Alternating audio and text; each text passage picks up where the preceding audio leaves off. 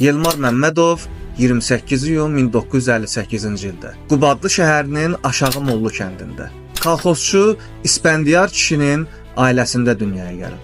Uşaq yaşlarında anasını itirən Yelmar orta məktəbi bitirəndən sonra Bakıya yollanaraq ali məktəbə imtahan verir. Müsabiqədən keçə bilməyən Yelmar Məmmədov buna baxmayaraq Qubadlıya geri qayıtmır. Bakıda qalır. 1975-76-cı illərdə zavodların birində fəhlə işləyir. 1976-cı ildə 18 yaşına çatan Yelmar Məmmədov hərbi xidmət keçmək üçün Rusiyanın Çita şəhərinə yollanır. 1978-ci ildə əskərliyini bitirən Yelmar Özbəkistana yollanır.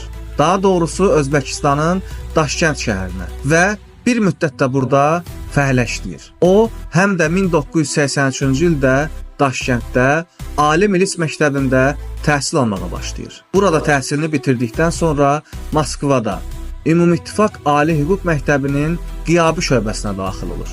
Bir müddət sonra maddi sıxıntılar ucbatından Daşkəndi tərk etməyə məcbur qalan Yelmar Məmmədov orada əmək haqqının yüksək olduğunu eşitdiyi üçün Rusiya Federasiyasının Komi Muxtar Respublikasındakı Uxta şəhərinə yollanır.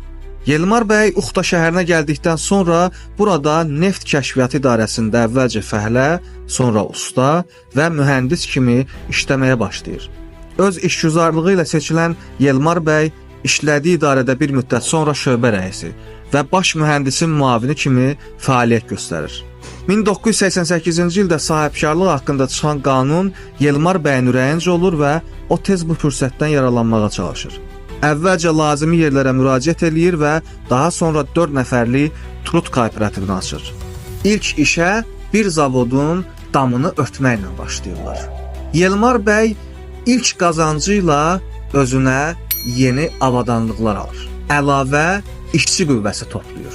Bir il sonra durmadan çalışan Trut kooperativinin işçi heyəti 1000 nəfəri keçir.